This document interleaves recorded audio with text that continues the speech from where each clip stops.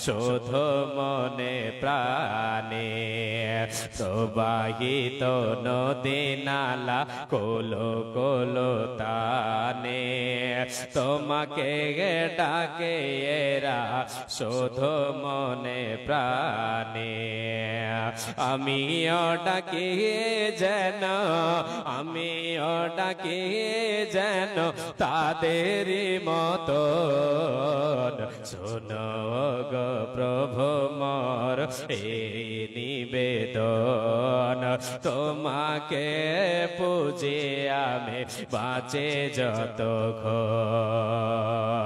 শোনো গো প্রভু মোর এই নিবেদন তোমাকে সরিয়ে আমি বাঁচে যতক্ষণ জেগে জেগে উঠে রাতে কত পাকে ডাকে দুঃখকে চিনে না তারা বড় সুখে থাকে জেগে জেগে উঠে রাতে কত পাকে ডাকে দুঃখকে চিনে না তারা বড় সুখে থাকে সেই শোকে ভরে দাও সেই শোকে ভরে দাও আমারে জীবন শোনো গো প্রভু মোর এই নিবেদন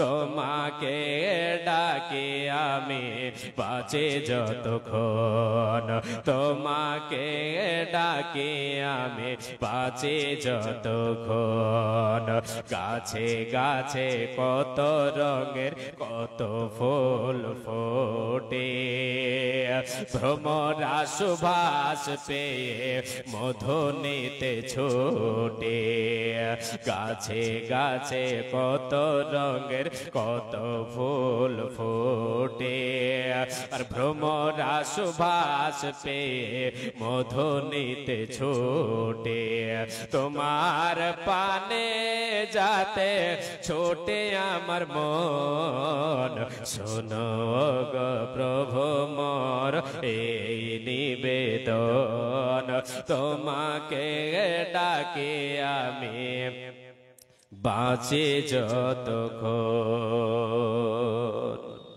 উপস্থিত আজকের আয়োজিত সভার নির্বাচিত সুযোগ্য সুনামধন্য সভাপতি সাহেব ও স্টেজে বসে থাকা উলামায়ে কেরাম সামনে বসে থাকা দিনদার ইমানদার কোরআন এবং হাদিসের কর্ণধর আল্লাহ এবং আল্লাহ রাসূল প্রেমিক ভাই ও বাবা জানেরা সর্বাগ পর্দার অন্তরালে পর্দাশীলা সুচরিত্রা মা ও ভগ্নীগণ সর্বাগ্রে সে মহান আল্লাহ তাবারক ওয়া তাআলার প্রশংসা জ্ঞাপন করি যে আল্লাহ তাবারক ওয়া তাআলা আমাদেরকে যথেষ্ট বিবেক দিয়েছেন যে আল্লাহ তাবারক ওয়া তাআলা আমার আপনার জীবন মরণের মালিক যে আল্লাহ তাবারক ওয়া তাআলার হুকুম ব্যতীত পৃথিবীর কোন বৃক্ষের কোন গাছের একটা পাতাও নড়তে পারে না সে রবের দরবারে অন্তরের অন্তরস্থল থেকে মহাব্বতের সাথে আমরা সে রবের সিফতোষণা করি আমরা সকলে বলি আলহামদুলিল্লাহ অতঃপর তিনার প্রেরিত রাসূল তাজদারে মাদানী রাহমাতুল লিল আলামিন দয়ার কান্ডারি নবী আহমদ নবী মুহাম্মদুর রাসূলুল্লাহ বলেন সাল্লাল্লাহু আলাইহি ওয়াসাল্লাম তিনার প্রতি শত সহস্র শান্তির ধারা বর্ষিত হোক অবতীর্ণ হোক আল্লাহুম্মা সাল্লি আলাইহি আল্লাহুম্মা বারিক আলাইহি আল্লাহুম্মা আমিন প্রিয় শ্রোতা মণ্ডলী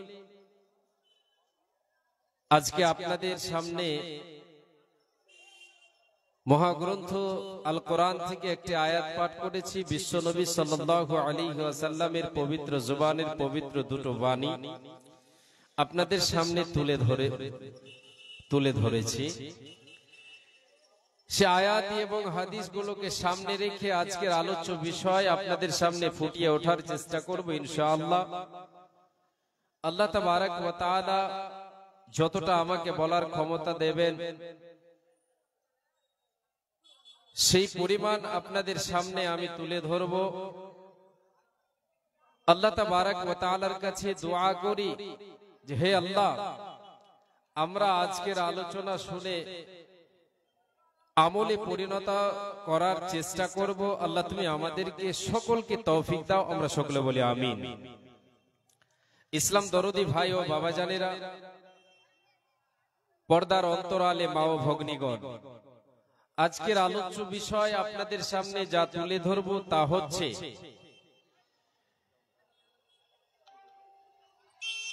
আমাদেরকে আল্লাহ তাবারাক ওয়া তাআলা সব চাইতে বড় যে নিয়ামত দিয়েছেন, সেই নিয়ামতটা হচ্ছে দ্বীনে ইসলাম।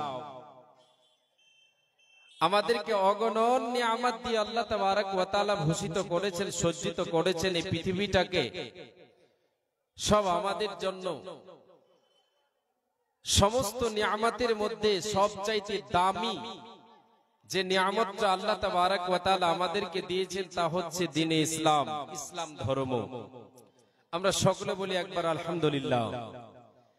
জি, এবার আপনাদেরকে আমি বলি, এই ইসলাম ধর্ম যার মাধ্যমে আল্লাহ তাবারাক ওয়া তাআলা আমাদের পর্যন্ত পৌঁছে দিয়েছেন, যিনি এই ধর্মের বাহক, তিনি হচ্ছেন হযরত মুহাম্মদুর রাসূলুল্লাহ, বলেন সাল্লাল্লাহু আলাইহি ওয়াসাল্লাম।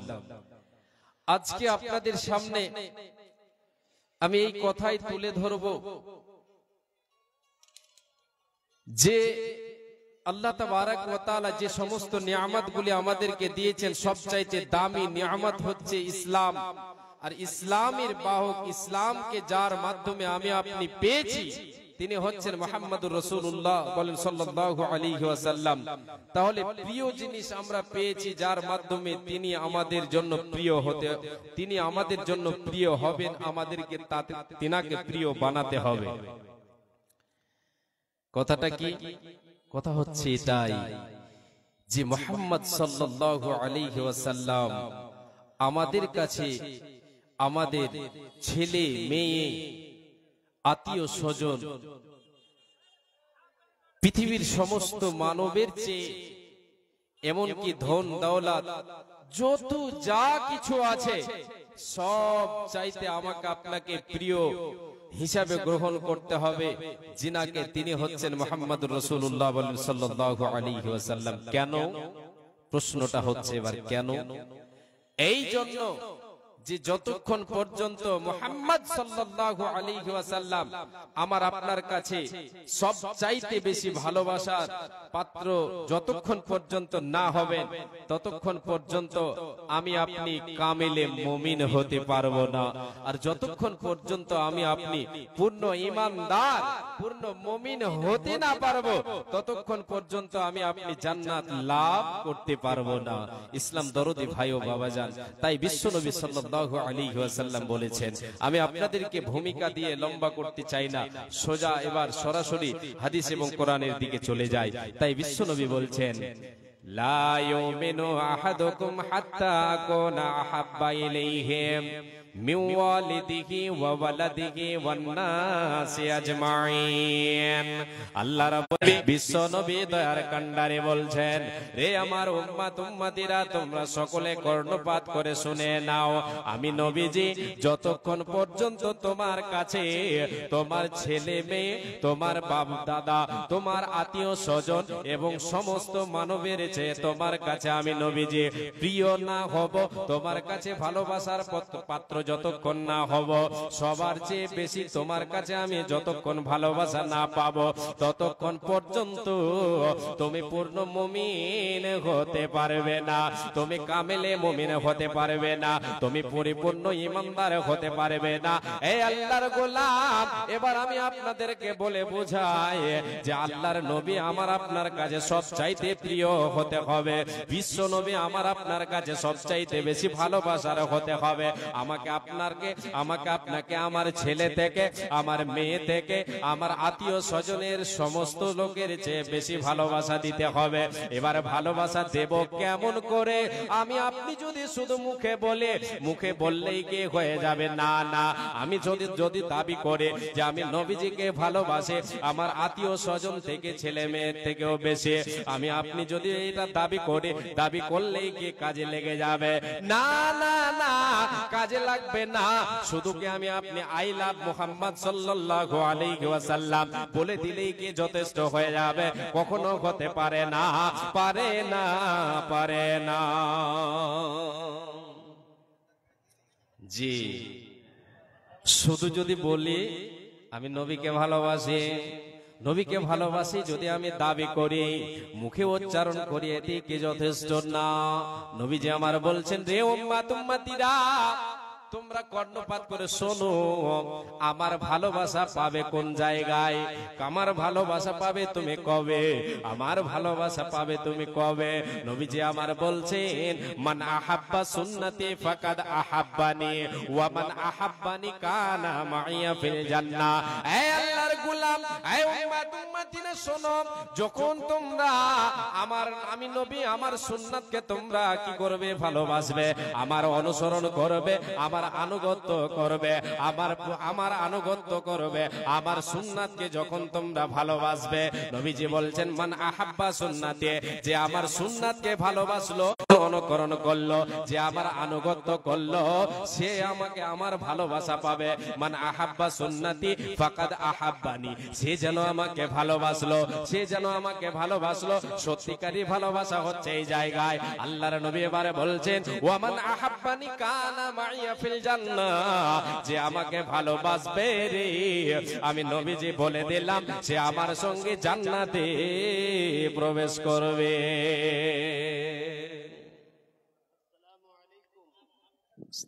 আসসালামু আলাইকুম। যিনারা টিকিট খোঁজাখুঁজি করছেন, যেখানে হোটেল আছে, যেখানে খাওয়া দাওয়া হচ্ছে, তারই সামনে মুরসালিম সাহেবের বাড়িতে টিকিট দেওয়া হচ্ছে। আপনারা ওখানে গিয়ে টিকিট সংগ্রহ করুন। যেখানে খাওয়া দাওয়া হচ্ছে ওই হোটেলের সামনেই মুরসালিম সাহেবের বাড়িতে টিকিট দেওয়া হচ্ছে। আসসালামু আলাইকুম।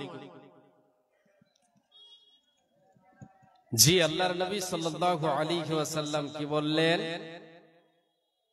আমার ভালোবাসা, আমাকে যদি ভালোবাসতে চাও তাহলে আমার সুন্নাতকে আঁকড়িয়ে ধরো। যে আমার সুন্নাতকে ভালোবাসলো, আল্লাহর নবী বলছেন, আমাকে সে ভালোবাসলো। আর আমাকে যে ভালোবাসবে, আমি নবীজি বললাম, সে আমার সঙ্গে জান্নাতে থাকবে। এবার আপনাকে আমি বলে, নবীর ভালোবাসা আমার আপনার অন্তরে কতটা আছে? আমি আপনি দাবি করি যে নবীকে ভালোবাসে, আমরা স্লোগান দিয়ে বেড়াই, আমরা স্লোগান দিয়ে থাকি, আই লাভ মুহাম্মদ সাল্লাল্লাহু আলাইহি ওয়াসাল্লাম। এটাই বললে কি যথেষ্ট হবে? না, না, না, এটা বললে যথেষ্ট হবে না। যদি এটাই বললে যথেষ্ট হতো, তাহলে যদি এটাই বললে যথেষ্ট হতো, তাহলে যে সমস্ত মুনাফিকেরা দাওয়া করেছিল যে নবীকে আমরা ভালোবাসি, কিন্তু ভিতরে ভিতরে নবীজির তারা কি করত? শত্রুতা করত, এরা জান্নাতে চলে যেত। আল্লাহ তাবারক ওয়া তাআলা এদের জায়গা জাহান্নামের অতল তলদেশে ঘোষণা করতেন না। রে আল্লাহর গোলাম, যদি আমি আপনি যদি এটা কথা যদি আমি আপনি শুধু ইকরার করে যে আমি নবীকে ভালোবাসি, এটা বললে আমি আপনি এর বদলা পেয়ে যাব, কখনো হতে পারে না, পারে না, পারে না। এটা উদাহরণ দিই যে আপনার সঙ্গে কথা হলো, একজন শ্রমিক মালিকের সাথে কথা বলল, মালিক তার সঙ্গে কথা বলল, আমার কালকে কাজ করে দিতে হবে, কালকে কাজ করে দিতে হবে। তার সঙ্গে কথা হলো, শ্রমিকের সাথে মালিকের কথা হলো। এবার কথা হওয়ার পরে মালিক এবার অপেক্ষা করছেন, দিন এসে গেছে, কাজ করতে আসবে সে, কিন্তু আসছে না। সকালে 9টার সময় কাজে আসার কথা ছিল, 9টা গেল, 10টা গেল, 11টা গেল, 12টা গেল, 1টা 2টা 3টা 4টা চলে গেল।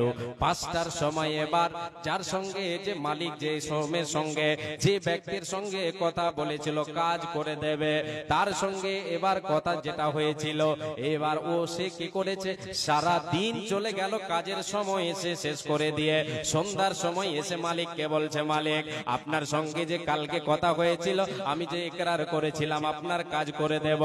আপনার সঙ্গে যে কথা হয়েছিল আপনার কাছে এখন আমি সেই কথার দরুন আপনার কাছে দরমাহা আনতে এসেছে, তানখা আনতে এসেছি, পারিশ্রমিক আনতে এসেছে, বেতন আনতে এসেছি। বেতনটা দেন। কালকে যে কথা হয়েছিল ওনার কাছে টাকা আনতে এসেছি, টাকাটা দেন। এবার বলেন মালিক তাকে টাকা দেবে, মালিককে টাকা দেবে না, তার উপরে মনক্ষুণ্ণ হবে। মালিক এবার বলছে তোমার সঙ্গে কি কথা হয়েছিল? বলে কাজ করে দেওয়ার কথা হয়েছিল। তুমি কাজ করেছো? বলে করি নাই, কিন্তু কথা যে হয়েছিল কথার দরুন কিছুটা দেন। মালিক বলছে তোমাকে দেওয়া হবে না। কেন দেওয়া হবে না? তুমি শুধু ইকরার করেছো, কর্ম এখনো করোনি। রে আল্লাহর গোলাম, এবার আপনাকে আমি বুঝাই। আমি আপনি এবার মুখ দিয়ে বলে থাকে আমি আপনি নবীকে ভালোবাসি, শুধু মুখে বললেই কি হয়ে যাবে? হবে না, কাজে পরিণত করতে হবে। আল্লাহর নবী বলছেন উম্মত রে, যদি আমাকে ভালোবাসতে চাও আমার সুন্নাতকে তোমরা পালন করো, আমার দেখা পথকে তোমরা কি করো? অনুসরণ করো। আমার দেখা পথের আনুগত্য করো, তাহলে তোমরা আমার ভালোবাসা পাবে, আমার কাছে তোমরা এর পারিশ্রমিক পাবে। আমি নবীজি তোমাকে এর বিনিময় তোমাদেরকে পারিশ্রমিক যেটা দেব, তো সেটা হলো কি? নবী বলছেন ওয়ামান আহাব্বানি কানা মাইয়া ফিল জান্নাহ, যে আমাকে ভালোবাসবে, যে আমার সুন্নাতকে ভালোবাসবে রে, আমি নবীজি বলে দিলাম সে আমার সঙ্গে জান্নাতে প্রবেশ করবে।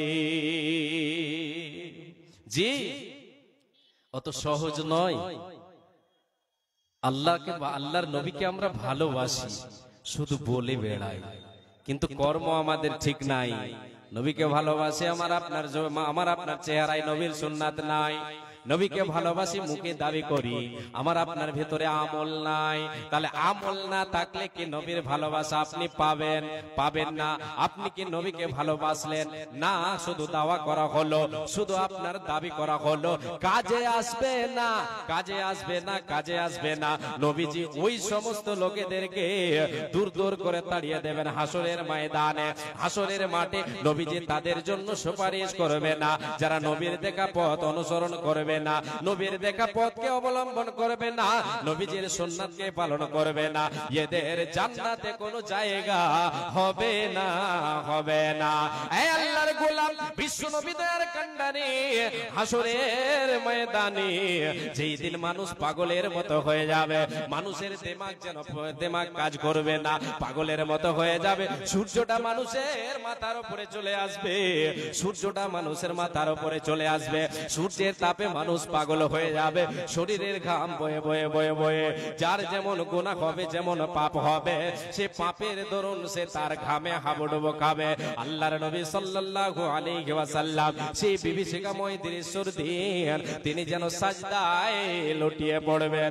সমস্ত নবীরা নাফসি নাফসি নাফসি নাফসি করবে, পৃথিবীর সমস্ত মানব নাফসি নাফসি করবে। একমাত্র নবী যে আমার বলবেন আল্লাহুম্মা উম্মতি উম্মতি, মাবুদ রে আমার উম্মতের অবস্থা আজকে কি হবে, আমার উম্মতের অবস্থা আজকে কি হবে। এই নিয়ে নবীজি আমার চিন্তায় চিন্তিত থাকবেন। মাকামে মাহমুদে সাজদায় পড়ে, আর তিনি সাজদায় পড়ে কান্নায় মানে ক্রন্দন করবেন, কান্নায় রত থাকবেন, চোখের জল বয়ে যাবে।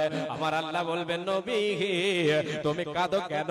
ইরফা রাসাকা, তুমি তোমার মাথাটা ওঠাও, তোমার মাথাটা ওঠাও, তুমি যা চাইবে রে তোমাকে দেওয়া হবে, দেওয়া হবে। তুমি চাও চাও সাল তুতা, তুমি যা চাইবে চাও তোমাকে দেওয়া হবে। আমার নবীজি সেই দিন আল্লাহ তাবারক ওয়া তাআলা নবীজিকে আদেশ করে দেবেন, এ নবী মুহাম্মদ তুমি তোমার উম্মত উম্মতিদেরকে বেছে বেছে নিয়ে জান্নাতে যাও, তোমাকে সুপারিশ করার অনুমতি দিয়ে দিলাম। সেই দিন রে আল্লাহর গোলাম নবীজি আমার আজকে আমি ভালোবাসি আমল করলাম না, নবীজির সুন্নাত পালন করলাম না, সেই দিন কি নবীজি আমার শাফাত করবেন, আমার জন্য সুপারিশ করবেন? কখনো হতে পারে না, পারে না, পারে না। আমার নবী প্রাণের নবী গো, আপনি হইলেন জান্নাতের সরদার। আমার নবী প্রাণের নবী গো, আপনি হইলেন জান্নাতের সরদার।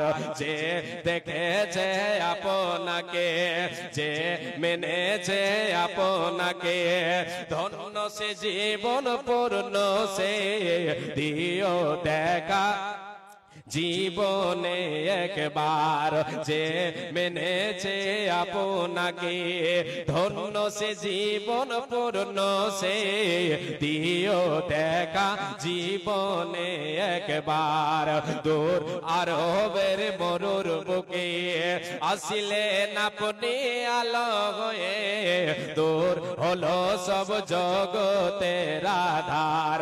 দূর আরবের মরুর বুকে আসিলেন আপনি আলো হয়ে, দূর হলো সব জগতের আধার। কিয়ামতের ওই কঠিন দিনে, কিয়ামতের ওই কঠিন দিনে মানুষিয়া নফসে নফসি করিবে, আপনি ছাড়া কে করিবে পার। আমার নবী প্রাণের নবী গো, আপনি হইলেন জান্নাতের সরদার।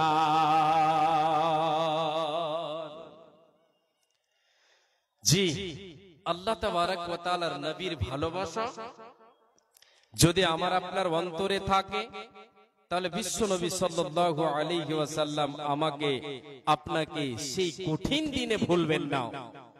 তাহলে নবীজির ভালোবাসা আমাকে আপনাকে আমার আপনার কাছে সব চাইতে বেশি ভালোবাসার পাত্র আমার আপনার কাছে যিনি হবেন তিনি হচ্ছেন কে? মুহাম্মদুর রাসূলুল্লাহ বলেন সাল্লাল্লাহু আলাইহি ওয়াসাল্লাম। জি, নবীজির ভালোবাসা যদি আমার আপনার অন্তরে থাকে, আল্লাহ তাআলা আমাকে আপনাকে ভালোবাসবেন। তাহলে নবীজির ভালোবাসা অন্তরে আমাকে আপনাকে আমার আপনার মধ্যে থাকবে কবে? যখন নবীজির সুন্নাতকে আমরা আঁকড়িয়ে ধরব।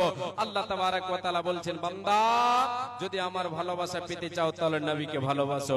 কুল ইন কুনতুম তুহিব্বুনাল্লাহা ফাত্তাবিউনি ইউহিব্বুকুমুল্লাহ। আমার আল্লাহ বলেন, হে নবী মুহাম্মদ, তুমি তোমার উম্মতদেরকে বলে দাও, যদি তোমরা আল্লাহকে ভালোবাসতে চাও, যদি আল্লাহর ভালোবাসা তোমরা অন্তরে রাখতে চাও, তোমাদের মনের মনিকোঠায় রবের ভালোবাসাকে রাখতে চাও, তাহলে তোমরা কি করো? ফাত্তাবিউনি ইউহিব্বুকুমুল্লাহ। তোমরা আমি নবীজি, আমাকে তোমাদের কাছে প্রেরণ করা হয়েছে। আমি নবীজি যে পথ তোমাদেরকে দেখাই, যেমন ভাবে তোমাদেরকে আমি চলতে বলি, দুনিয়াদারি করতে বলে, সেই রকম তোমরা দুনিয়াদারি করো, আমার অনুসরণ করো, আমার আনুগত্য করো। আমি নবীজি তোমাদেরকে বলে দিলাম আল্লাহ তাআলার আয়াত, আল্লাহ তাবারক ওয়া তাআলা তোমাদের ভালোবাসবেন। শুধু তাই নয়, ওয়া ইয়াগফিরু লাকুম যুনুবাকুম। তোমরা যে পাপ করেছো, তোমাদের যে ভুল হয়েছে, সেই ভুলগুলোকে আল্লাহ তাবারক ওয়া তাআলা ক্ষমা করে দেবেন, মাফ করে দেবেন। এ আল্লাহর গোলাম, আমরা শুধু মুখে দাবি করি, কাজে আমাদের নাই। নবীজির ভালোবাসা আমার আপনার চেহারাতে নাই, নবীজির ভালোবাসা আমার আপনার আমলে নাই। আমি আপনি নবীজির অনুকরণ আমি আপনি করি না। আমি আপনি আজকে পার্থিব জগতে যারা ভাইরাল হয়ে যায়, যে সমস্ত সেলিব্রিটি লোকেরা রয়েছে, তাদের অনুকরণ করে নবীর সুন্নাতকে পালন করি না। এবার আমি আপনাকে বলে, কি করে আপনি আল্লাহর জান্নাতে যাবেন? কখনো যাওয়া হবে না, পাবে না, পাবে না। জি, নবীর ভালোবাসা কেমন রাখতে হবে অন্তরে, এর জন্য নজির পেশ করে গেছেন সাহাবায়ে কেরামেরা, সাহাবিয়ারা পেশ করে গেছেন, দেখিয়ে গিয়েছেন নবীজির ভালোবাসা কাকে বলা হয়, নবীকে ভালো কি করে বাঁচতে, কেমন করে বাঁচতে হয়।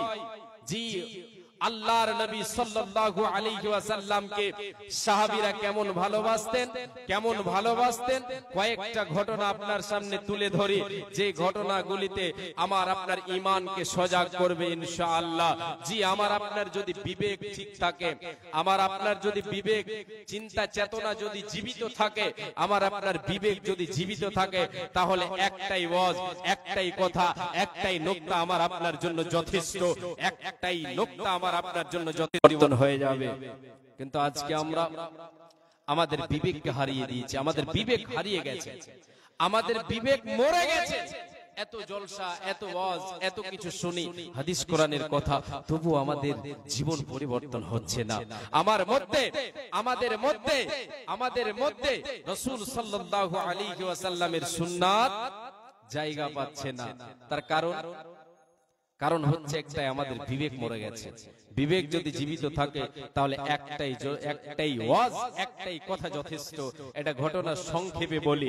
একজন রিকশা চালক সারা দিন রিকশা চালায়, সারা দিন ভ্যান চালায়, আর সন্ধ্যার সময় এসে সে খেতে বসে। একদিন সেই ভ্যান চালক, রিকশা চালক, গরিব মজদুর, সে সারা দিন যেন শরীরের রক্তকে ঘামে পরিণত করে রিকশা চালিয়ে এসে বাড়ি পৌঁছেছে। সন্ধ্যা বেলায় বিবি যেন তার সামনে খাবার তুলে দিয়েছেন, এবার সে খাবার যেন তার সামনে হাজির হয়েছে। খাবারে কি রয়েছে? ডাল এবং রুটি রয়েছে। এই খাবারটা যখনই সে ব্যক্তি দেখলো, দেখে সে যেন মনক্ষুণ্ণ হয়ে গেল। মনক্ষুণ্ণ হয়ে বলছে, আল্লাহ তুমি এত বড় বেইনসাফ। আমি সারাদিন কষ্ট করি, সারাদিন রিকশা চালিয়ে এসে আমার সামনে সন্ধ্যা বেলায় ভালো খাবার জুটে না, শুধু ডাল আর রুটি। যারা অট্টালিকাতে থাকে, যারা কোনো কাজ করে না, যারা অট্টালিকায় বড় বড় বিল্ডিং এ থাকে, এরা তো কাজ করে না, এদের টাকা পয়সা অনেক, এদের সামনে এরা সারাদিন বসে থেকে এদের সামনে বহুত রকমের খাবার এসে যায়। মাছ মাংস এদের সামনে আসে, এদের ছুটানো হয় না। আর আমি একজন গরিব মজদুর, সারাদিন রিকশা চালানোর পরে সন্ধ্যা বেলায় আমার সামনে খাবার জুটে ডাল এবং রুটি। আল্লাহকে এই বলে সে আল্লাহর নাশুকরি করলো, আল্লাহকে বেইনসাফ বলে দিল। আল্লাহর নবী, আল্লাহ তাবারক ওয়া তাআলার সেই বান্দার স্ত্রী, সেই বান্দার সেই ব্যক্তির স্ত্রী, তার বিবি ছিল পরেজগার, তার বিবি ছিল পর্দাশীলা, সে ছিল কানেতা, আবেদা, জাহেদা। সে বলছে, স্বামী গো, আপনার সামনে এত সুন্দর খাবার, এই খাবার আপনার সামনে থাকা সত্ত্বেও আপনি এমন কথা জবান দিয়ে বের করলেন যাতে আপনার দ্বারা আপনার জবানে এমন কথা বের হলো, আপনার দিন তো শোভা খেল না, আল্লাহর নাশুকরি করলেন, আপনি এত বড় ভুল করলেন। ও স্বামী, আপনাকে আমি বলছি, আপনার সামনে এত সুন্দর খাবার, একটিবার নবীজির কথাটা স্মরণ করেন। বিশ্ব নবী দয়ার কান্ডারি নবী মুহাম্মদুর রাসূলুল্লাহ সাল্লাল্লাহু আলাইহি ওয়াসাল্লাম 63 বছর জীবনকে কাটিয়ে গেছেন, শুধু উম্মতের জন্য ভেবেছেন। সেই নবীজির বাড়িতে 2 মাস 3 মাস পর্যন্ত চুলাও পর্যন্ত জ্বলে না। নবীজি আমার পানি পান করে অনেক দিন কাটিয়েছেন। আজকে আপনার সামনে তো এত সুন্দর খাবার, ডাল এবং রুটি, নবীজির এটাও জোটে নে। যখন এই কথা সে শুনলো, হাউমাউ করে কাঁদতে লাগলো। তার বিবেক, তার চেতনা যেন ফিরে গেল, তার বিবেক জীবিত হলো, তার বিবেকে কাজ করলো যে আমি বড় ভুল করে দিলাম। সে তওবা করলো, ক্ষমা চাইলো, আল্লাহর গোলাম সে ব্যক্তির জীবন পরিবর্তন হয়ে গেল।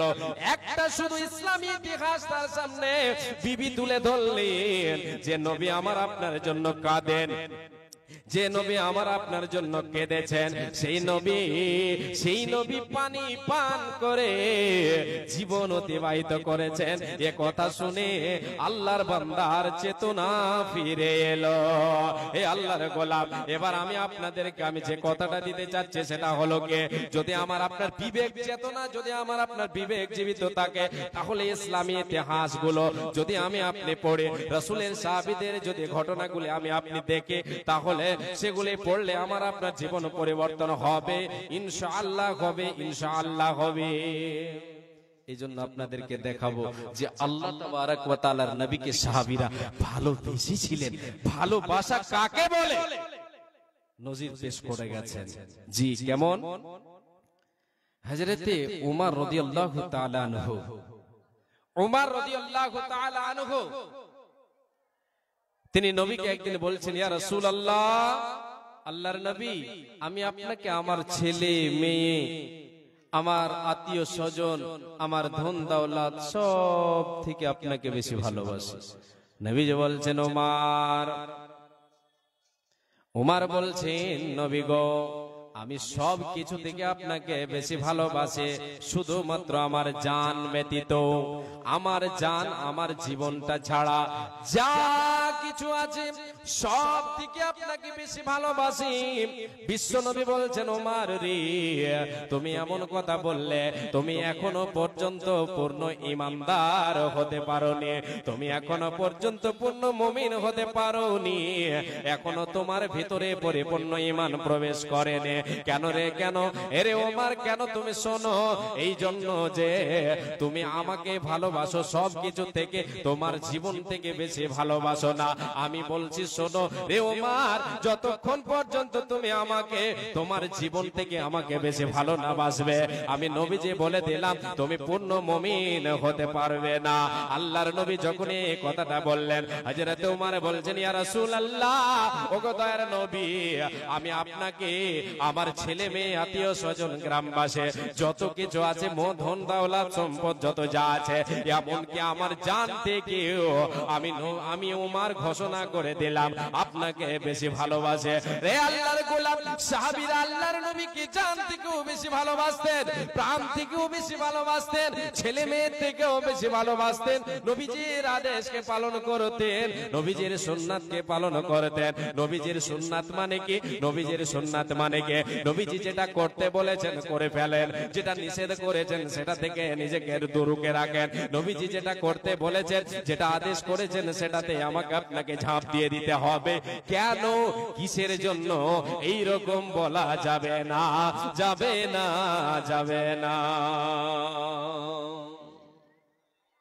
জি, তাই সাহাবায়ে কিরামেরা জান দিতে প্রস্তুত থেকেছেন। কেন? রাসূলের ভালোবাসা অন্তরে সজাগ রেখেছিলেন। যার অন্তরে ঈমান থাকবে, রাসূলের ভালোবাসা থাকবে, আর যার অন্তরে রাসূলের ভালোবাসা থাকবে, মনে করতে হবে তার ঈমান আছে। জি, রাসূলের ভালোবাসা যদি অন্তরে না থাকে, আমার আপনার আমলে যদি আমি আপনি প্রকাশ না করি, রাসূলের আনুগত্য না করি, তাহলে রাসূলের ভালোবাসা আমার আপনার অন্তরে নেই, সে নবীজির ভালোবাসা আমি আপনি পাবো না। সাহাবায়ে কিরামেরা জান থেকেও নবীজিকে ভালোবেসেছেন, প্রাণ থেকেও, জান থেকেও, প্রাণ থেকেও ভালোবেসেছেন। ছেলে মেয়ে আত্মীয় স্বজন জমি জায়গা ঘর বাড়ি যা আছে সব থেকে বেশি ভালোবেসেছেন যাকে, যাকে বেশি ভালোবেসেছেন তিনি হচ্ছেন বিশ্বনবী সাল্লাল্লাহু আলাইহি ওয়াসাল্লাম। আল্লাহর নবী সাল্লাল্লাহু আলাইহি ওয়াসাল্লামকে নবীর সাহাবীরা এতটাই ভালোবেসেছেন যে জান দিতে প্রস্তুত। জি, কেমন? একটু আপনাকে দেখা একটা ছোট্ট ঘটনা তুলে ধরে সংক্ষেপে ঘটনাটা বলে আপনাকে দেখায় যে জান থেকে, মাল থেকে, ছেলে মেয়ে সম্পদ সব থেকে বেশি ভালোবেসেছেন নবীর সুন্নাতকে, নবীর আদেশকে, নবী সাল্লাল্লাহু আলাইহি ওয়াসাল্লামকে। জি, মুতার প্রান্তে, মুতার যুদ্ধে আল্লাহর নবী সাল্লাল্লাহু আলাইহি ওয়াসাল্লাম সাহাবায়ে কেরামদেরকে প্রস্তুত করেছেন, 3000 সৈন্যকে প্রস্তুত করলেন। অন্যদিকে কাফিরের দল হচ্ছে 1 লক্ষ। আল্লাহর নবী সাল্লাল্লাহু আলাইহি ওয়াসাল্লাম সেই যুদ্ধে যে সমস্ত মুসলমানদের সেনাপতি দায়িত্ব হিসেবে যেই কয়েকজন সাহাবীকে দায়িত্ব দিয়েছিলেন, তাদের মধ্যে একজন হচ্ছে যায়েদ, আর একজন হচ্ছেন জাফর বিন আবি তালিব, আর একজন হচ্ছেন আব্দুল্লাহ বিন রাওয়াহা। 3 জন সাহাবীকে কি করলেন? সেনাপতির দায়িত্ব দিলেন। নবীজি বললেন, মুতার প্রান্তে যুদ্ধে যেতে হবে, লড়াই করতে যেতে হবে রে আমার সাহাবীরা। আল্লাহর দ্বীনকে বাঁচাবার জন্য, দ্বীন প্রতিষ্ঠার জন্য, দ্বীন কায়েমের জন্য, ইসলামকে টিকাবার জন্য দুশমনের বিরুদ্ধে লড়াই করতে হবে, যার জন্য যেতে হবে। প্রস্তুতি নিলেন সাহাবায়ে কেরামেরা। নবীজি আমার এবার যেন ঘোষণা করেছেন, সেনাপতির দায়িত্ব হিসেবে প্রথম ঘোষণা করলেন, যায়েদ তুমি কোথায়? প্রথম সেনাপতির দায়িত্ব যায়েদকে দিলেন, পালিত পুত্র যায়েদকে নবীজি আমার ঘোষণা করলেন, যায়েদ তুমি কোথায়? যায়েদ দাঁড়িয়ে দাঁড়িয়ে গেলেন, জায়েদ দাঁড়িয়ে গেলেন, লাব্বাইক ইয়া রাসূলুল্লাহ, নবী গো আমি উপস্থিত আছে, হাজির আছে। দ্বিতীয় নম্বরে নবীজি আমার ঘোষণা করলেন জাফর বিন আবি তালেব কে আছে দ্বিতীয় নম্বর সেনাপতির দায়িত্ব। দ্বিতীয় নম্বর সেনাপতির দায়িত্ব যাকে আমি দিলাম সে হলো জাফর বিন আবি তালেব। জাফর বিন আবি তালেব তুমি কোথায় দাঁড়িয়ে যাও? তিনিও দাঁড়িয়ে গেলেন, ইয়া রাসূলুল্লাহ আমি উপস্থিত আছে। তৃতীয় নম্বর হচ্ছে আব্দুল্লাহ বিন রাওয়াহা, তুমি কোথায়? তোমাকে সেনাপতির দায়িত্ব তৃতীয় নম্বরে দিলাম, তুমি কোথায় দাঁড়িয়ে যাও? দাঁড়িয়ে গেলেন। এবারে নবীজি আমার সাহাবীদেরকে বললেন, ওই তিনজন সাহাবীকে বললেন যাও তোমরা গিয়ে তোমাদের বিবি বাল বাচ্চার সঙ্গে সাক্ষাৎ করে আসো, তাদেরকে সালাম করে আসো। যাও রে তোমরা বাড়ি যাও, বাড়ি গিয়ে তোমাদের ছেলে মেয়ের সঙ্গে সাক্ষাৎ করে আসো। রে আল্লাহর গোলাম, আল্লাহর নবী সেনাপতির দায়িত্ব দিলেন, দেওয়ার মানে হলো এটা যে এরা আর ফিরে আসবে না। যুদ্ধের ময়দানে এরা যাবে, প্রথম শহীদ হয়ে যাবে, দ্বিতীয়টাতে এবার সেনাপতির দায়িত্ব গ্রহণ করবে, সে শহীদ হয়ে যাবে। নবীজি আমার ঘোষণা করে দিলেন, দায়িত্ব দিয়ে দিলেন তিনজন সাহাবীকে, বাড়ি চলে যাও তোমরা সাক্ষাৎ করে আসো। যায়েদ বলছেন ইয়া রাসূলুল্লাহ আপনি তো আমার আব্বা, আপনি তো আমার আব্বা, আমার মা হচ্ছেন আয়েশা, আপনি তো আমাকে লালন পালন করেছেন, আমার তো বাড়ি যাওয়ার দরকার নাই, আপনাকে আমি দেখলাম। মা আয়েশা তো শুনছেন বিশ্ব নবী, এবার বিশ্ব নবীকে বলছেন নবী গো আমার যাওয়ার প্রয়োজন নাই, আমি যাব না। জাফর বিন আবি তালেব বাড়ি চলে গেলেন, বাড়িতে গিয়ে বলছেন বিবি রে আমি তোমার সঙ্গে সাক্ষাৎ করতে আসলাম। বিশ্ব নবী দয়ার কান্ডারি, মুতার প্রান্তি যুদ্ধে যেতে হবে, সেনাপতির দায়িত্ব দিয়েছে আমাকে, সেনাপতির দায়িত্ব দিয়েছেন। এবার বিবি বলছেন আমি আল্লাহর কাছে দোয়া করি গো স্বামী, আল্লাহ যেন আপনাকে কাজে বানিয়ে আমার কাছে ফিরিয়ে দেন। জাফর বিন আবি তালেব বলছেন বিবি রে তুমি উল্টা দোয়া করো না, তোমার সঙ্গে আমি চিরজন্মের মতো শেষ বিদায় তোমার কাছে আমি নিতে এসেছি, তোমার সঙ্গে সাক্ষাৎ করতে এসেছি রে বিবে, তোমার এই দোয়া কাজে আসবে না। এই জন্য যে নবীজি আমার আগে একজনকে সেনাপতির দায়িত্ব দিয়েছেন, তারপরে আমাকে দিয়েছেন, আমার পরে আর একজনকে দায়িত্ব দিয়েছেন, এর মানে বিবি রে আমি আর ফিরে আসবো না।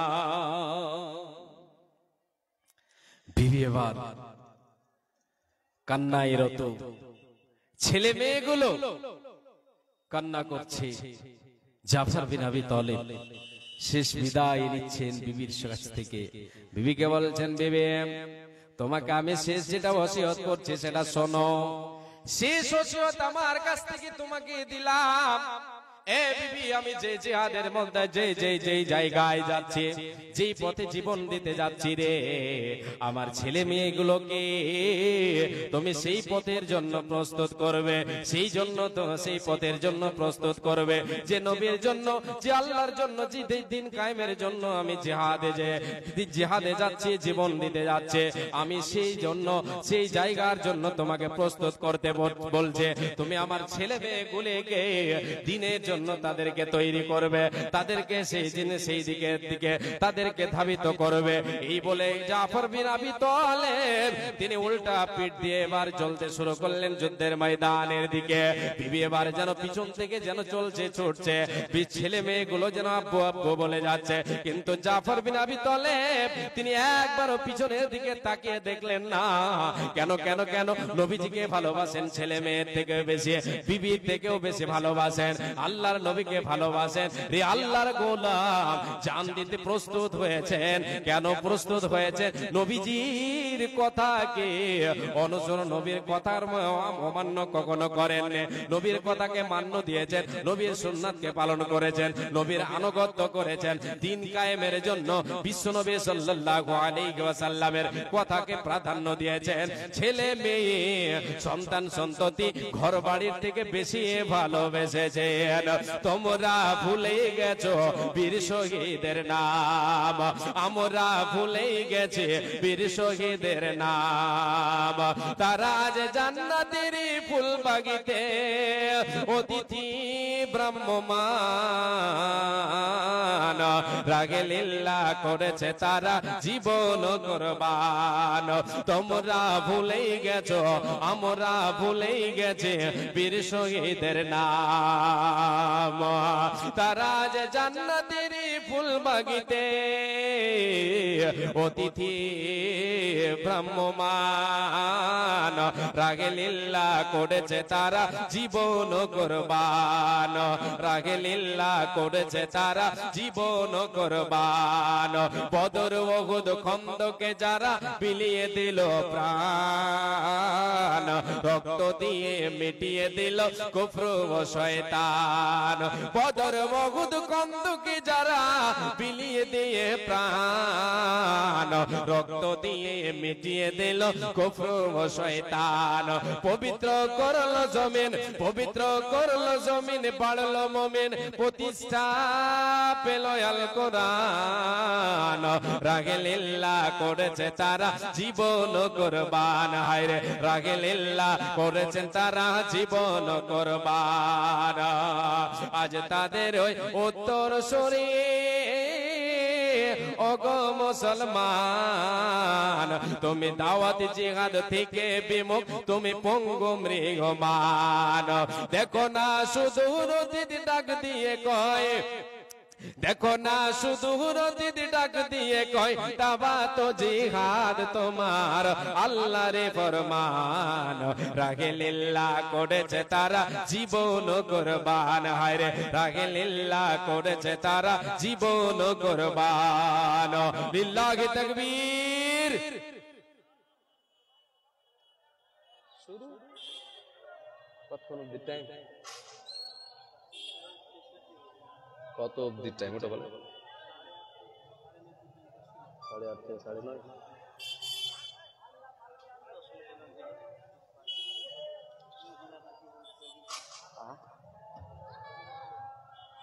ডাকেন, বক্তা ডাকেন। আচ্ছা মাশাআল্লাহ। জি, আল্লাহর নবীর ভালোবাসা আমার আপনার অন্তরে রাখতে হবে। যে সময় শেষের দিকে, এই জন্য আমি আর বাড়ালাম না। আমি আপনাদেরকে শুধু দেখাচ্ছি আজকে যে আল্লাহর নবীর ভালোবাসা আমাদের অন্তরে রাখতে হবে, কাজে আমাদেরকে দেখাতে হবে, রাসূলের আনুগত্য করতে হবে। রাসূলের আনুগত্য ছাড়া, রাসূলের আনুগত্য ছাড়া ভালোবাসা প্রকাশ করা যাবে না। জুবানে বলে দিলেই ভালোবাসি না, এতে হবে না, যথেষ্ট না। এর জন্য পারিশ্রমিক পাওয়া যাবে না, এর জন্য বেতন পাওয়া যাবে না, এর জন্য ধিক্কার খেতে হবে। জি, কেমন ধিক্কার খেতে হবে?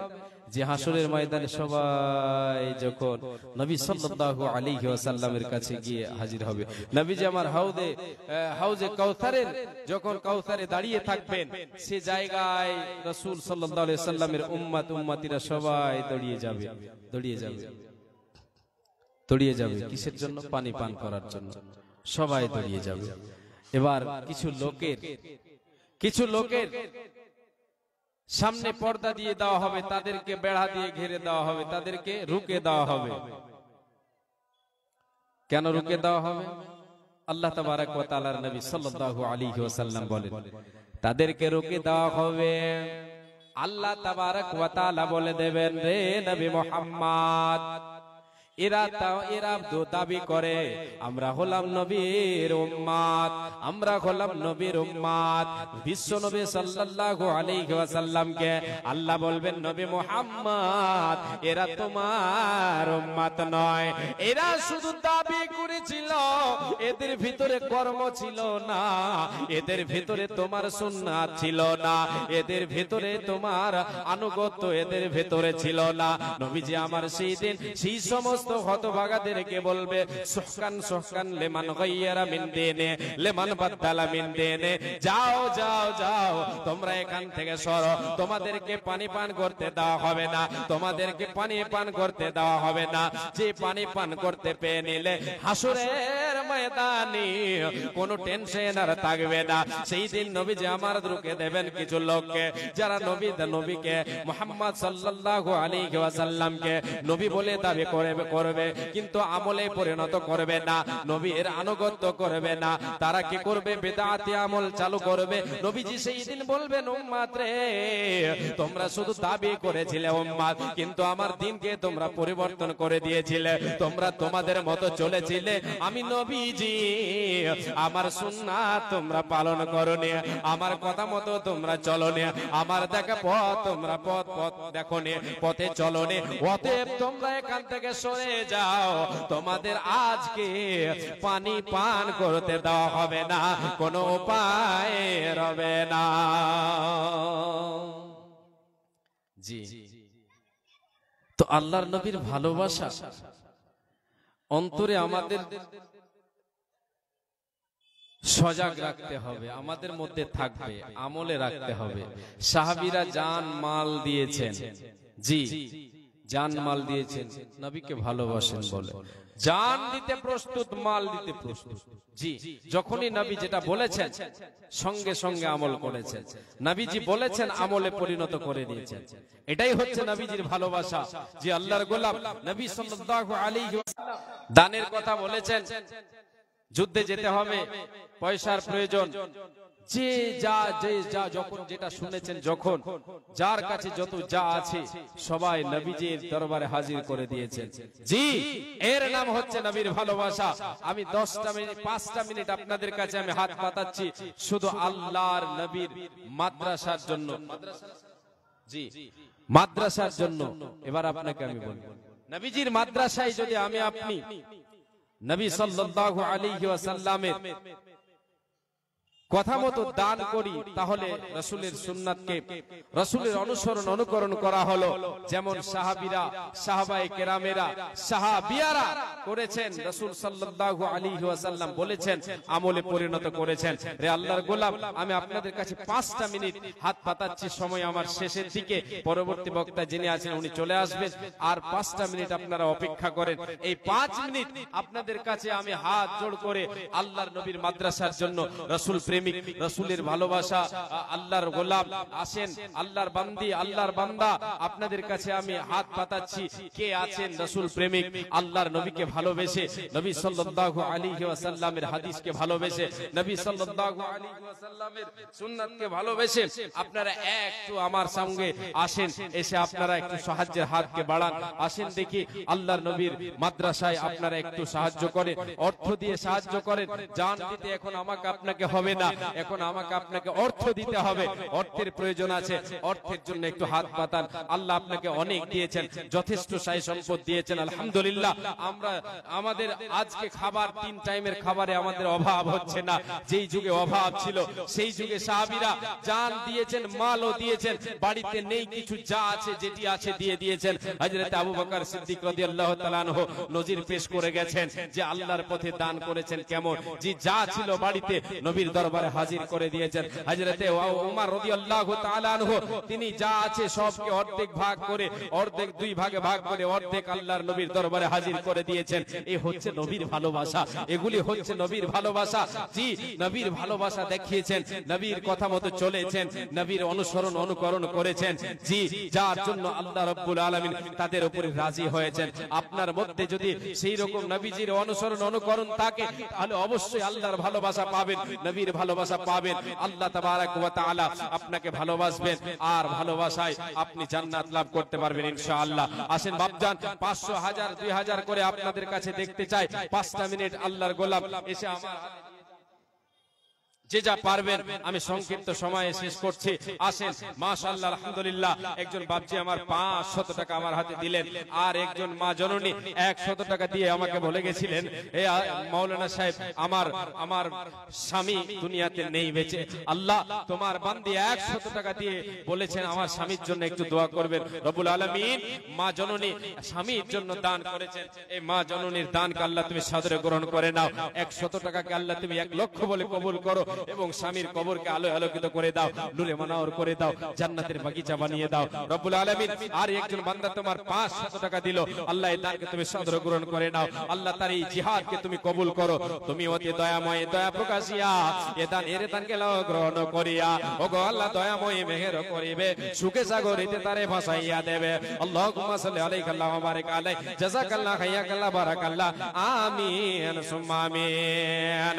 ওগো কালা গেল বেলা সন্ধ্যা হলো তোর, কবরেতে গিয়ে কালা হবে না কবর, দুনিয়াতে এলে তুমি কাঁদিতে কাঁদিতে, দুনিয়া ছাড়িবে আবার কাঁদিতে কাঁদিতে, আজ মর কাল মর মরিতে হইবে, অন্ধকার করে তোরে যাইতে হইবে, দুনিয়াতে থাকাকালীন করে যাও দান, তাহলে পাইবে তুমি করে পরে ত্রাণ।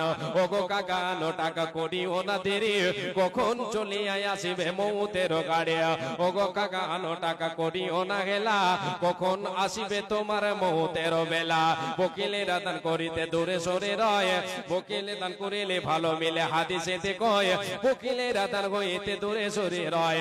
মাতা পিতা তোমায় কত ভালোবেসেছিল, দুদিন আগে তোমায় ছেড়ে কবরেতে গেল, কবরেতে গিয়ে তারা হাবুডো বোকায়, তোমাদের দান দিয়ানের দিকে চেয়ে রয়।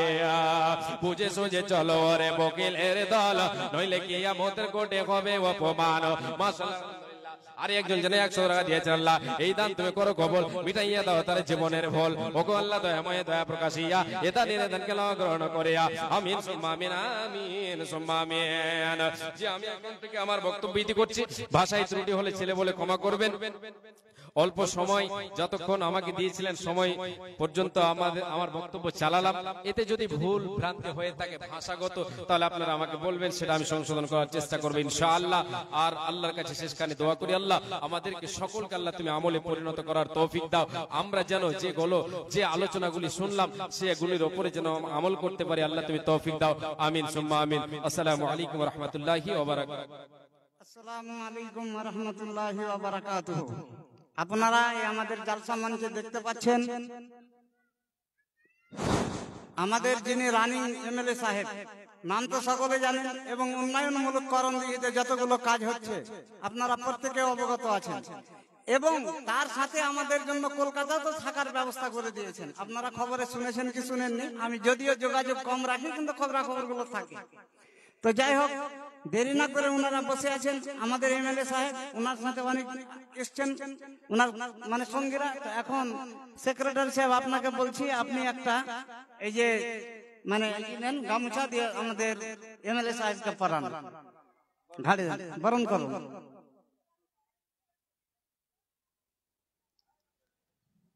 তারপর আর একটা দেন ওই যে কেসের সেক্রেটারি সাহেব নাকি মুরসালিন সাহেব, মুরসালিন আচ্ছা থাক না গো,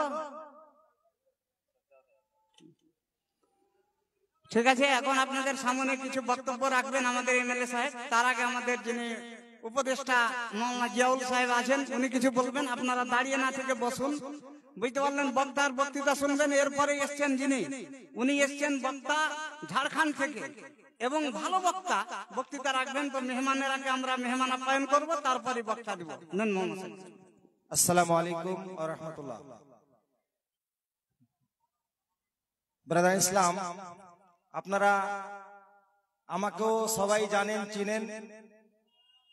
আজকে মাদ্রাসা জামিয়া জিয়াউল হুদা লিতাহফিজুল কোরআন ও আমাদের কৈতর জুমা মসজিদের উন্নতি কল্পে যে জালসা, এই মাদ্রাসাটি আমি বিগত 1 বছর থেকে আপনাদের সামনে কি খুলে কথা বলবো, মানে কথা বলার মনে হচ্ছে যে কেমন লাগছে। তো যাই হোক, খুব খুশির খবর যে বিগত 1 বছর থেকে আমি মাদ্রাসা চালাচ্ছি, এবং বর্তমানে এই বাড়ির পিছনে মানে ন্যাশনাল রোডের পাশেই 2 বিঘা জমির উপরে বর্তমানে এখন মাদ্রাসাটা আমার অনুষ্ঠিত হয়ে গেছে, কাজ চলছে, এবং আগামী ফেব্রুয়ারি মাসে ইনশাআল্লাহ রমজানের আগেই একটা উদ্ঘাটন করব ইনশাআল্লাহ।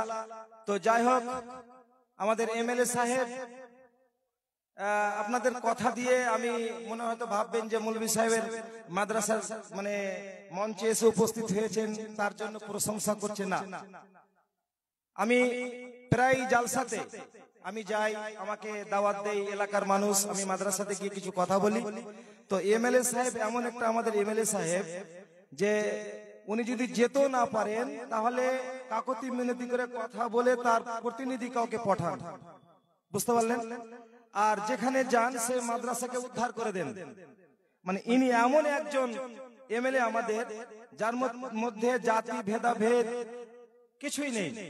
আপনি দেখেন গলা গলায় মিলে আপনি আসেন, আপনার সাথে সে কথা বলে। আপনারা দেখেছেন রাহুল গান্ধীকে, এখানে হয়তো পার্টিগত কথা বলছি না, রাহুল গান্ধীকে আমরা দেখেছি ফেসবুকে একটা ছোট বাচ্চার সাথে, একটা মিস্ত্রির সাথে কালি মেখে আছে, হাত মিলিয়ে নেই।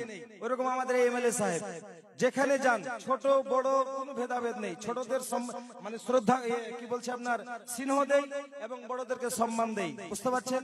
ওরকম আমাদের এমএলএ সাহেব যে মাদ্রাসায় গেছেন আমরা দেখেছি, আমি নিজে দেখেছি, কাউকে হয়তো লাইট দিয়ে দিল, কাউকে হয়তো বাথরুম বানিয়ে দিল।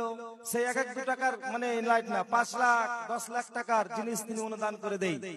হ্যাঁ, আমাদের মাদ্রাসাগুলোতে এসে, যেরকম গত বছর ভেস্টলি মাদ্রাসায় আমাদের এমএলএ সাহেব 10 লক্ষ টাকার একটা বাথরুম বানিয়ে দিয়েছেন, বুঝতে পারলেন? আমি দেখেছি আপনার মতিউর রহমান মাদানির সাহেবের ওখানে একটা ঝাড়বাতি দিয়েছে 5 লক্ষ টাকার। তো মাদ্রাসাতে তিনি মাদ্রাসাকে এত ভালোবাসেন যে বলার শেষ নেই। তো যাই হোক, ইনসান কো ইশারা কাফি। হ্যাঁ, বেশি বললে বেশি হয়তো বলবেন যে মৌলভী সাহেব বলে দিচ্ছে না, আমি বেশি বলছি না, কাজে মানে বৃক্ষ তোমার নাম কি ফলে পরিচয়, বুঝতে পারছেন কিনা? তো আপনাদেরকে অনুরোধ করব যে একটা গাছ দেখতে গেলে আপনি দেখবেন যে গাছে কি ফল ধরে আছে, ফলটাকে আগে দেখতে হবে আপনাকে। তো যাই হোক, আমি আমার শ্রদ্ধেয় আমার দাদাজান গৌতম পাল সাহেবকে অনুরোধ করব যে আপনি কিছু জ্ঞানমূলক কথা, এটা হচ্ছে আমাদের হিফজুল কোরআন মাদ্রাসা, আমরা এখন মসজিদের উপরে প্রতিষ্ঠানটি চালাচ্ছি, আমাদের জায়গা ওখানে হয়ে গেছে। তো কিছু শিক্ষামূলক কথা আপনার মুখ থেকে আমরা শুনতে চাই। আপনি আসুন, আপনার মূল্যবান কথা কিছু বলুন। আসসালামু আলাইকুম ওয়া রাহমাতুল্লাহ।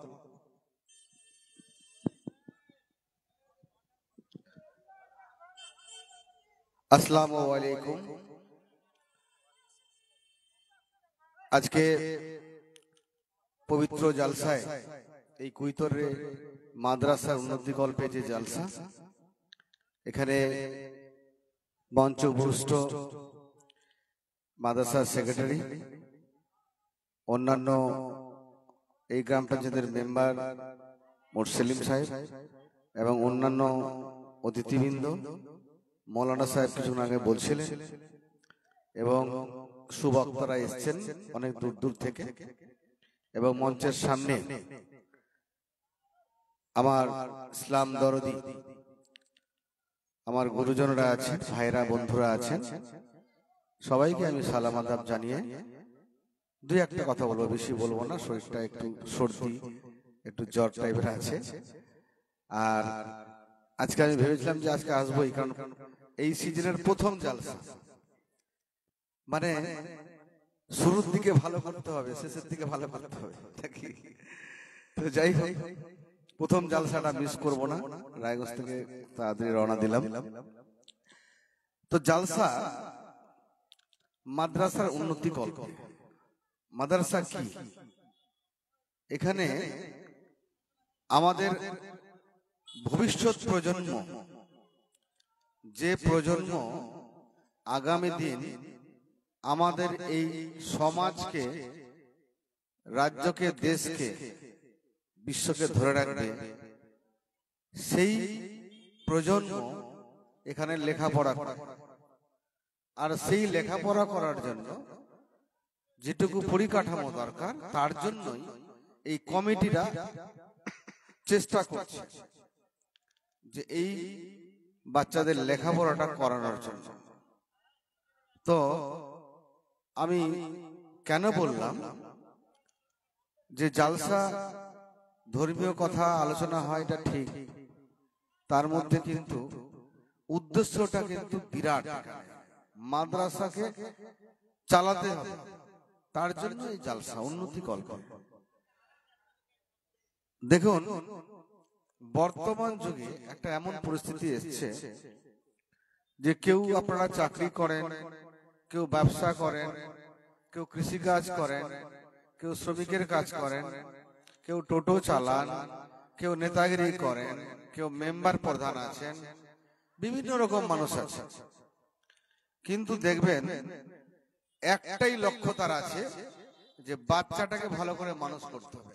আপনার বাড়িতে কত টাকা জমা আছে এটা কিন্তু দেখার বিষয় নাই, বাচ্চাটাকে, ছেলে মেয়েটাকে ভালো করে শিক্ষিত করে মানুষ করতে হবে। এটা কিন্তু সব থেকে বড় লক্ষ্য আমাদের। দেখবেন যার বাড়িতে কোটি কোটি টাকা আছে সেও যেমন চেষ্টা করছে, যে টোটো চালিয়ে ভাত খায়, যে শ্রমিকের কাজ করে, তার কিন্তু টার্গেট একই রকম থাকে, যে আমার ছেলেটাকে মানুষ করতে হবে। দেখবেন টোটো চালকের ছেলে বলে বা শ্রমিকের ছেলে বলে লেখাপড়া ভালো হবে না এটা কথা নয়, বড়লোকের ছেলে বলে লেখাপড়া ভালো হবে এটা কথা কিন্তু নয়। লেখাপড়াটা হচ্ছে নিজের অন্তরের ব্যাপার, বাচ্চাকে কিভাবে মানুষ করবেন সেটা অন্তরের ব্যাপার। তো আমাদের জীবনের লক্ষ্য হলো কি ইনকাম করলাম সেটা বড় কথা নয়, ছেলেটাকে মানুষ কিভাবে করতে পারলাম সেটাই গরিব বড়লোক ওখানে ঠিক। সেই জন্য এই যে ভবিষ্যৎ প্রজন্মকে তৈরি করার যে কারখানা, কারিগর, এই মাদ্রাসাগুলো, আমি বিধায়ক হিসেবে সদা সর্বসময় সবসময় আমি একটু উৎসাহ দিই। মাদ্রাসার জালসা হচ্ছে, একটু আসলাম, আপনারা দুহাত তুলে আশীর্বাদ করেছেন, দোয়া করেছেন, আমাকে মন খুলে সবাই ভোট দিয়েছিলেন 21 সালে, এমএলএ বানিয়েছেন। সবাইকে সবকিছু দিতে পারবো না, খুশি করতে পারবো না, এটা ঠিক। স্বয়ং আল্লাহ ভগবানও মানুষকে খুশি করতে পারেনি, কিন্তু এই জালসায় এসে শয়ে শয়ে মানুষের সঙ্গে দেখা সাক্ষাৎ হলো, উৎসাহিত করলাম যে না, মাদ্রাসার জন্য আমরাও আছি, তোমরাও সহযোগিতা করো, যে যা পারো সহযোগিতা করো, যথাসম্ভব যার শক্তি। তো এটা আমাদের উৎসাহিত করা, এটা আমাদের কর্তব্য কাজ। সেই জন্য আমি কিন্তু আমার বিধানসভা এলাকায়, করণদিঘি দালকলা এলাকায় যত জালসা হয় আমি প্রত্যেকটা জায়গাতে যাই, মিস করি না। আমি জালসাগুলোতে যেতেই হয়। তো তাতে মানুষের মনটা বাড়ে। কি দিতে পারলাম এটা বড় কথা নয়, মৌলানা সাহেব বলছেন দেওয়া নেওয়াটা মনের ব্যাপার, অন্তরের ব্যাপার, মানে ভালোবাসার ব্যাপার। কিন্তু জালসা কমিটিকে এসে উৎসাহিত করলাম যে আপনারা করুন না, আছি। অনেক সময় দেখবেন মানে বাড়িতে একটা এমন লোক থাকবে, আচ্ছা করো না, দেখা যাবে, এই যে হুজুর, তাদের কিন্তু অনেকটা মনটা বেড়ে যায়। এইরকম আমরা উৎসাহ দিতে আছি, আচ্ছা পুলিশ সাহেব, সেক্রেটারি সাহেব, মাদ্রাসা বানান তো, আচ্ছা দেখা যাবে, আছি তো আমরা, কি আছে, এই যে সাহসটা, এটাই আমাদের শক্তি যোগায়। তো আজকে মৌলানা সাহেব বলছিলেন কিছুক্ষণ আগে, মাদ্রাসায় যখন জালসায় এসেছি, আপনাদের আশীর্বাদ যখন বিধায়ক হয়েছি এবং আপনাদের আশীর্বাদে আমার স্ত্রীর সভাধিপতি হয়েছে, কোন জায়গা থেকে যেখান থেকে হোক, আগে পরে পিছে যেখানে হোক, কিছু না কিছু চিহ্ন আমি মাদ্রাসায় রাখবো, এটা আমার কিন্তু ইচ্ছা আছে। মাদ্রাসার কমিটি কেউ আমাকে বললেও হোক আর না বললেও, আমি যেখানে যেখানে গেছি কোনো না কোনো চিহ্ন ছেড়ে এসেছি। তো আমি মৌলানা সাহেবের সঙ্গে কথা বলে নেব, কি প্রয়োজন আছে, পরে আমি নিজের ভান্ডারের কি কোলান আছে সেটা দেখে শুনে আমি ঠিক কোনো না কোনো কিছু আমি ঠিক করে। তো যাই হোক, আর বেশি বলছি না, বক্তারা বক্তব্য রাখবে, আপনারা শুনবেন। তবে জালসাতে একটু বেশি লোক হলে ভালো হয়, বক্তার কিন্তু মনটা খারাপ হয়ে যায়। সবাই যে মেলাতে যারা আছে, যারা খাওয়া দাওয়া করছে, সবাই মিলে একটু বসুন সুন্দরভাবে, তাহলে জালসার মাহফিলটা ভালো লাগে, বক্তাকে বলতে ভালো লাগবে। এবং যে যেটা পারবেন একটু সহযোগিতা করবেন, উদার করে মন থেকে সহযোগিতা করবেন মাদ্রাসার জন্য। সত্যি বলছি, মানে বাচ্চারা, মানে কি বলবো, এরা আমাদের একদম ভবিষ্যৎ।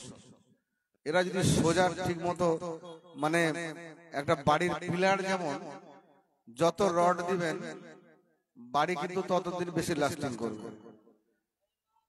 যদি দুটা রড কম দিয়ে দেন তাহলে কিন্তু বাড়ির ছাদ কিন্তু হিলবে।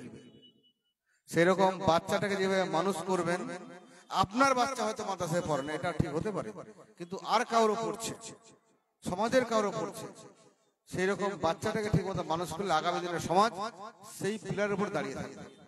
ভবিষ্যৎকে চিন্তা করে, এটা কিন্তু আমাদের কাজ করতে হবে।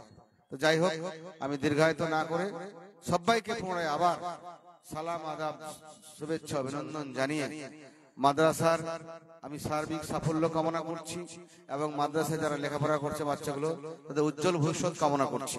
তারা বড় হোক আগামী দিনে। এখানে যে বাচ্চাগুলো লেখাপড়া করছে, দেখা গেলো একদিন বড় জায়গায় পৌঁছালো, কোনো জায়গায় দেখা হয়ে গেল, ভাই আমাদের এমএলএ সাহেব ছিল, আগে চলে এসছে এখানে, তখন আমার বলে এমএলএ সাহেব মনে পড়ছে কুইতরে গিয়েছিলেন, আমি একটা ছোট বাচ্চা, তখন আমার মনটা কত ভরে যায় বলেন।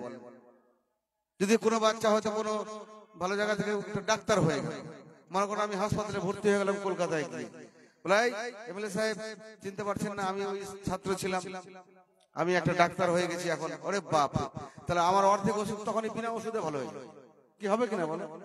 মানে অনেক সময় কিন্তু হুবে মানুষ ভালো হয়ে যায় দেখবেন, আর শোকে মানুষ হার্ট অ্যাটাক হয়ে যায়। এটা একটা বিরাট ওষুধ। তো এইরকম আমাদেরও একটা আশা থাকে যে এত এত লোকের সঙ্গে দেখা করছি, এত বাচ্চাগুলো মানুষ হচ্ছে, শিক্ষার প্রতি আমরা দুর্বল থাকি। কোন রাজনীতি করব, কোন ধর্ম করব, এটা বড় কথা নয়, কিন্তু শিক্ষাটাতে দুর্বল সবাই, শিক্ষাটাকে ভালো মতো এগিয়ে নিয়ে গেলে সমাজ এগোবে। এই বলে আমি পুনরায় সালাম আদাব জানিয়ে আমার কথা শেষ করলাম। সবাই ভালো থাকবেন, ধন্যবাদ।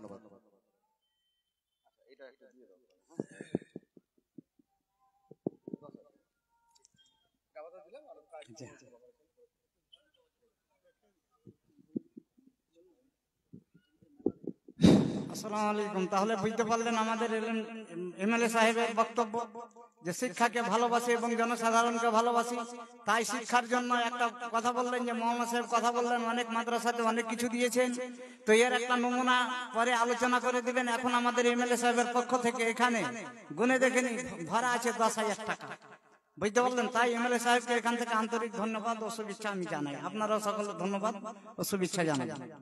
এখন আমাদের সামনে এই মঞ্চে বক্তা আসবেন বদিউজ্জামান বিন নজরুল ইসলাম, বাড়ি ঝাড়খণ্ড। অতএব উনি এসে বক্তব্য রাখবেন, আপনারা কোথাও চলে যাবেন না, বক্তব্য শুনবেন। আরে কিছু না শুনবেন, হার বাদ্যি গাজাল শোনাইবে, হার শ্বশুর না গাজাল শোনাইবে, গাজালি মত করে আসেন বউ।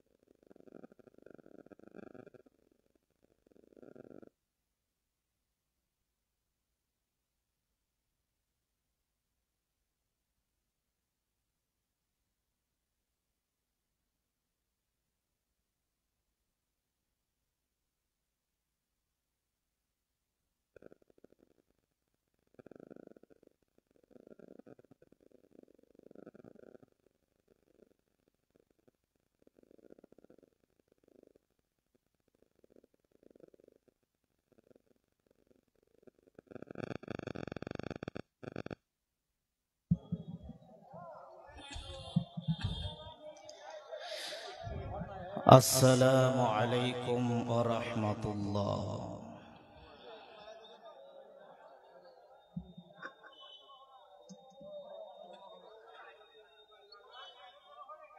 আমি যদি এক এক করে যদি গুনতে আরম্ভ করি, তাহলে অনেক মানুষ, কিন্তু 2-4টা মানুষের মুখ থেকে আওয়াজ পেলাম। হাজি ভাই, কোন নেতার যদি নাম নিতাম এখানে কি হতো? আমরা ছেলে মেয়েরা নেতার পিছনে পিছনে ঘুরি, আর নেতার যদি নাম নিয়ে নিতাম তাহলে কি হতো? কি বলতেন? জিন্দাবাদ, গলা ফাটিয়ে বলতেন, তাই না? কিন্তু আল্লাহর প্রতি আন্তরিকতা থাকা চাই। এটা তো কবরস্থান নয় যে আমি কবরস্থানে বলে দিলাম আসসালামু আলাইকুম ইয়া আহলাল কুবুর, কিছুই আওয়াজ আসে না। তো তার বক্তব্য শুরু করার আগে একটা হাদিস আপনাদেরকে বলে দিই। সালাম দেওয়া হচ্ছে এটা সুন্নাত। সালাম দেওয়া, আরে কথা বলেন, কি সুন্নাত? আর সালামের উত্তর দেওয়া হচ্ছে কি ওয়াজিব। এমনচের যোগ্য যোগ্য ওনারা জানছেন, আমি যদি এখানে সালাম না দিতাম গুনাহ হতো? গুনাহ হতো না, তবে বেয়াদবি হতো, গুনাহ হতো না। আর যখন সালাম দিয়েই ফেলেছি তাহলে আপনাদেরকে উত্তর দেওয়া এটা আপনাদের জন্য ওয়াজিব হয়ে গেল, আপনাকে উত্তর দিতেই হবে। হব? আরে হ্যাঁ না বলেন না গো, হব? হব না জি। তো আমি আবার বলি, আসসালামু আলাইকুম ওয়া রাহমাতুল্লাহ। আলহামদুলিল্লাহ মান কদ্দারা খাই